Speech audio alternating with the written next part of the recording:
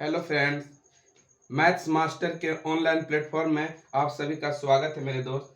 मैं आपके सामने एक छोटा सा क्वेश्चन लेके आया हूं मेरे दोस्त। प्रीवियस ईयर क्वेश्चन जो पूछा है यूपीएससी सीडीएस में क्वेश्चन पूछा गया है। जब ये क्वेश्चन यूपीएससी में पूछा गया होगा मेरे दोस्त, जरूर इसमें कुछ लॉजिक छुपा हुआ है। इसके ऑप्शन में लॉजिक छुपा हुआ है। स्टूडेंट को ऑप्शन देख करके प्रॉब्लम हो जाता है कि कौन सा ऑप्शन होगा। बहुत इजी क्वेश्चन है मेरे दोस्त। यहाँ पे बहुत कंसेप्ट से और बहुत बारीकी से इस बात को समझते हैं। ठीक है, यहाँ पे सॉल्यूशन इसका देखेंगे। यहाँ पे सॉल्यूशन इसका देखेंगे। क्या कहता है, यदि एक्स स्क्वायर बराबर 121, ठीक है, एक्स स्क्वायर बराबर दिया हुआ है कितना, 121, एक्स स्क्वायर बराबर 121। तो एक्स स्क्वायर बराबर 121 देने का मतलब है मेरे दोस्त, यहाँ द्विघात समीकरण का मान है। तो इसीलिए यहाँ पे एक्स का मान कितना हो जाएगा, प्लस और माइनस दोनों कितना हो जाएगा, 11।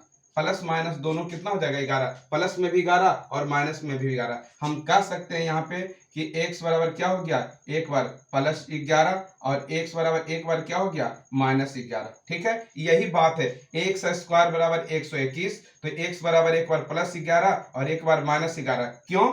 क्योंकि माइनस 11 का भी स्क्वायर करेंगे तो 121 होगा और प्लस 11 का भी स्क्वायर करेंगे तो 121 होगा। एक्स स्क्वायर बराबर 121 दिया हुआ था, उसका इस तरह के बात यहाँ पे हुआ। अगला स्टेप में देखते हैं, समझते हैं बढ़िया से बात के। अगला स्टेप में क्या दिया हुआ है, y बराबर अंडर रूट कितना, 121।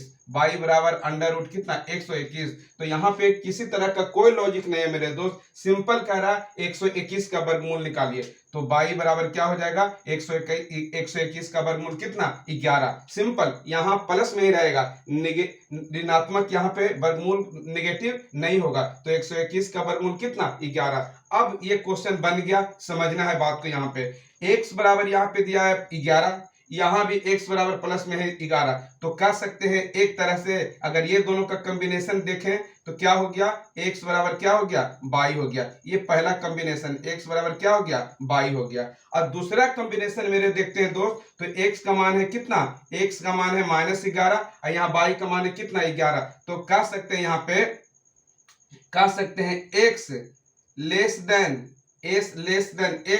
देन कितना, y। मतलब x का मान y से क्या है, छोटा है। कहे कि y का मान 11 है और x का मान कितना है, -11। तो कह सकते हैं कि x y से क्या है, छोटा है। अब ये दोनों बात को यहां से एक बात निकला कितना, x बराबर y और दूसरा बात निकला x लेस देन कितना, y। मतलब x y से क्या है, छोटा है। अब ये दोनों बात को मिला दे मेरे दोस्त, दोनों बात को मिला दे तो क्या हो जाएगा, x। इसीलिए दोनों बात को मिला देंगे तो क्या हो जाएगा, x less than equal to क्या हो जाएगा, y लेस देन इक्वल।